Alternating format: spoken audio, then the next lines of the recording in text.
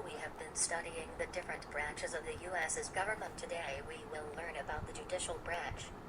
But the judicial branch is pretty big. What exactly will we be learning about the judicial branch? We will be learning about how a court case is taken up in the judicial branch. In court there are two different major types of cases that are taken up: a civil or a criminal case.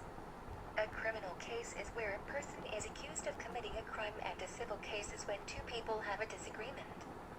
Very good, Katie. The next thing that happens is that the judge must read through all the paperwork for both sides of the case. They start first with the complaint, where one side writes why they have come to court and what they think the other person did wrong. Then the judge reads the answer, which is where the other side writes down their side of the story and responds to everything they have been accused of. During the trial, lawyers from both sides will tell their side of the story and show evidence to support their story to the jury. The jury is a body of people who are sworn to give the verdict in a court case. Who can tell me what happens next? I can tell you. Witnesses along with other evidence will be presented in court as well. After all the evidence is presented, the jury must make a decision. The jury has to decide whether or not someone broke the law. The judge also has to tell the jury what exact law was broken, so the jury doesn't make a mistake.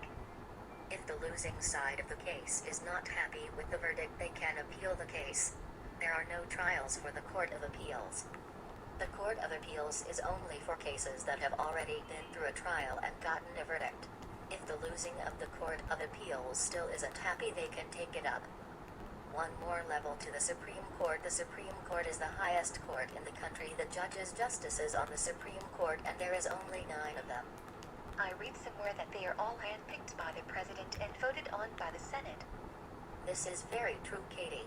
And that is how a case is taken up in the Supreme Court. That was so interesting.